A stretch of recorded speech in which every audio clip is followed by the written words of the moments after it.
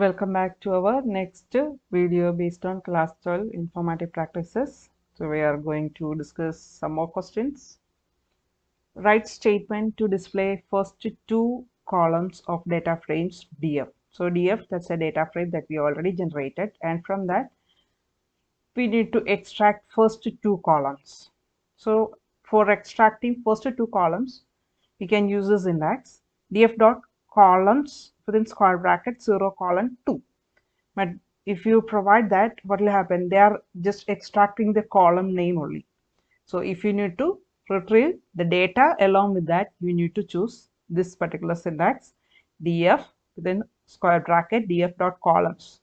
So when you are providing df dot columns, what will happen? They will extract the column name, and from that 0 colon 2 means 0th and first columns that will be extracted. 0th and first column that will be extracted by using this particular statement. So the option A is the correct answer. Then we are moving to the next one. Write a statement to delete the record of Shruti. So we are going to delete a particular record. A record means a row of data from the existing data frame. So how we will do that? We are providing multiple options there. Print of df dot drop of Shruti, comma, access equal to 0, or df dot drop off Shruti, then both of the above. So these particular two options are valid. So option C is the correct one. Option C is the correct one. These two options that we can use there. If we provide the name as the raw index, that term that we can use for deleting that particular record. So let's see question, and then we are moving to the next one. Dash is used to access the first rows of a series, that we already know how to access the first few rows from the existing series. So we will use head function. First 5 rows, that will be done by using head of 5 or head function that we can use. If you provide head of 3, what will happen? The first 3 rows that will be extracted. So by defaultly, if you are not passing any argument there, they will extract first 5 rows. Then we are moving to the next question. Dash is a type of pandas data structure that represents a one-dimensional array. So which one represents a one-dimensional array? We already know that's a series.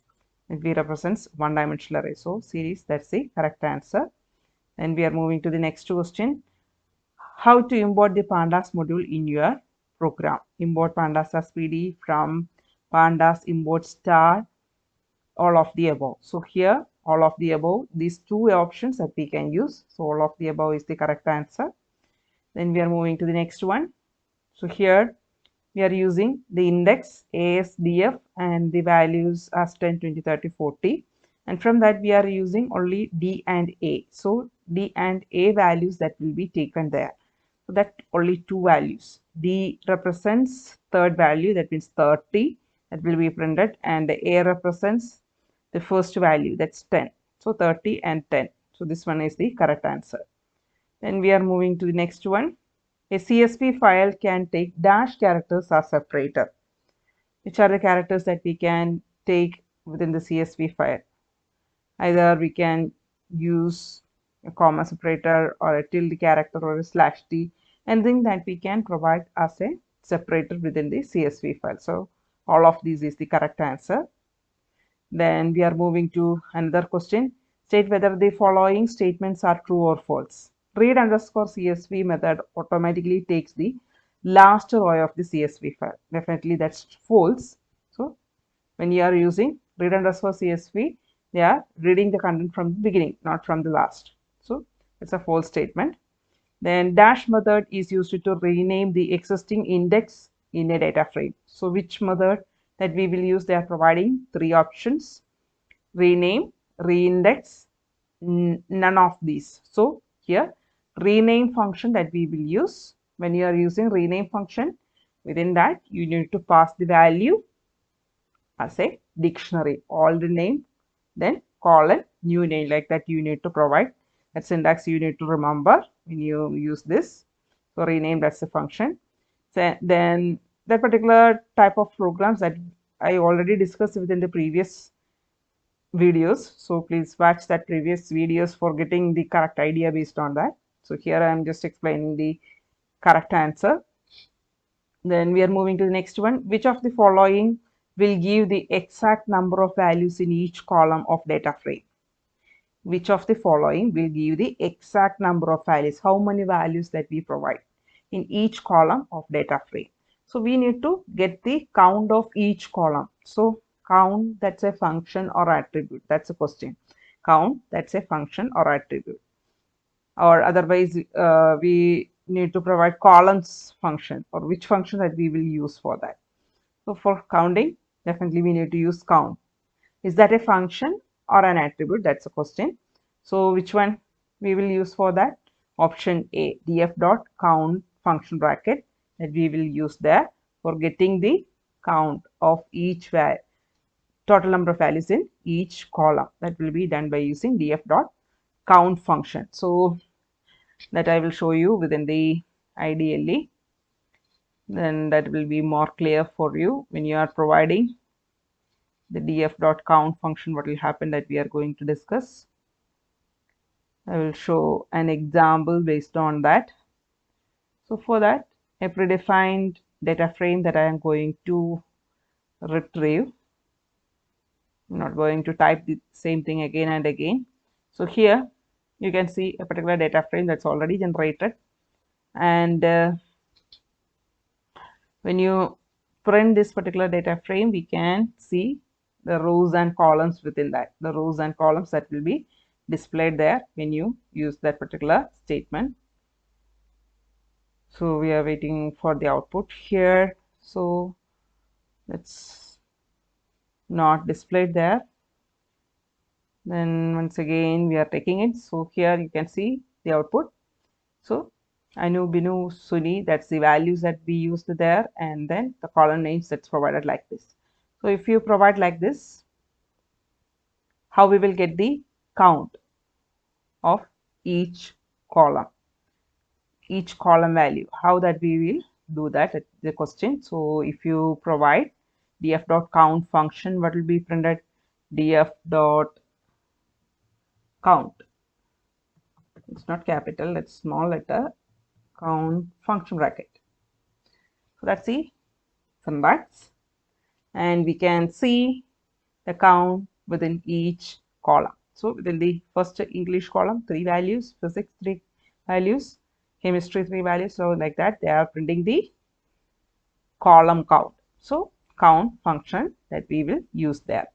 So that's the correct answer. Then which statement is used for adding one more row in the existing data frame? So if we need to add one more row within the existing data frame, which function, which statement that we will use? So here they are providing LOC, ILOC, that's provided within square bracket, and within as a function they provided it. So when you are using LOC or ILOC, that's not permitted to use it as a function. You need to use square brackets there. So here, which statement that we will use, that we need to identify here. So ILOC means positional index, and the LOC means labeled index. So which one that we will use for adding one more row? That's a question. So the answer is dot LOC, dot LOC statement that we will use for that, dot LOC statement. So when you use dot LOC, what will happen? We are able to add one more row within the existing data frame. So that also that we will counter check. So here when you print this particular data frame, you can see these are the rows that we already inserted. So if you need to add one more row there, how we will do that? We will provide df.loc within square bracket. We need to provide the index as the first step. You need to assign a specific value for that. So I am providing a name for that, and then we will pass the values within that particular index location. English, physics, chemistry and biology marks that we need to pass there. So I'm providing the marks 88, 98, 99 comma 78. So like that we provide 4 values there based on that particular existing data frame. We provide that particular values. So what will happen when you execute this one? You can see that data that's added here, a new row of data that's added there by using .loc. And when you are using .loc, you need to specify a new index value there, and then the same number of values based on the columns. If you provide 4 columns there, you need to enter 4 values there. If you miss any of the values, just assume that if you provide 3 values there, definitely they will raise an error message there. They will raise an error message there. So that's not worked. So that also that you need to consider when you are passing the value in the .loc statement for adding one more row. Then we are moving to the next question. Write the statement to get New Delhi as output using import pandas as PD. So here we are providing another set of statements. So here PD.series of, we are passing a set of values there as a list, and we are setting the index. Then write the statement to get the New Delhi as output. We need to get the output New Delhi there. So which index that we need to use there? So S1 of 0, that India, that's the index, and the corresponding value is New Delhi, that will be printed definitely. If you provide S1 of India, then they will print New Delhi. Then S1 dot India, that also will provide New Delhi there. So all of the above, that's the correct answer. So when you use these particular statements, they will provide the same output. They will provide the same output. I will show you how that will be executed within the coding section. I'm just going to paste that particular coding within another program. Okay, here we are going to paste that particular coding. I saved it. Here you can see the series declaration and the index that we generated there. Then we don't require to provide these particular options there. So I need to edit it. So we are going to counter check whether that particular values that will be printed correctly or not. So this single quotes also that we need to provide it correctly. So like this, we will provide the data, and after that we are running the data. So here you can see the same value that's printed there. So all these options are available for printing that data. All of the above, that's the correct answer. How many values will be modified by last statement of given call? So here you can see the same series and the index that's provided with another value set. And then here we are providing S1 within square bracket, S1, that's the series name, within square bracket A colon C up to A, B and C. We are trying to provide ND. So which are the values that will be changed there? Only A and B values, or A, B, C, that will be changed there, that we need to identify here. So which are the values that they will change? So here we are going to provide the options A1. That's a statement given. How many values will be modified? How many values that will be modified there? Only one value, or two value, or three value, or four value? How many values that will be modified there? That's a question. So how many values? Option C, 3 values. Why? Why they are taking 3 values? We are taking the labeled index here. We are taking the labeled index, is it? So that I will show you within the script mode. Okay, I will replace this particular coding. So here you can see that particular data, and then I'm going to print that statement, print of S1. S is capital, so S1. Then we are going to execute it. So here you can see that enter 3 values that's changed there. The enter 3 values that's changed there. So if you are not providing this labeled index. Here we provide the index as 1, 2, 3, 4 like this. They will automatically take 0, 1, 2, 3 there, and here if I provide 0, 2 is the same values, or that 3 values that will be changed there. They are changing only 2 values. They are changing only 2 values. The reason is we are taking the positional index. We are taking the positional index. So if when you are using the positional index, definitely the last value that will be skipped, but when you are using the labeled index, the last value that will be added there. So A, B and C that will be changed when you are using this syntax. And if you provide 0, 2 here, whether the coding that will be executed correctly, what do you think? What's happened? That's also worked there. The reason is the default indexing that's taken there.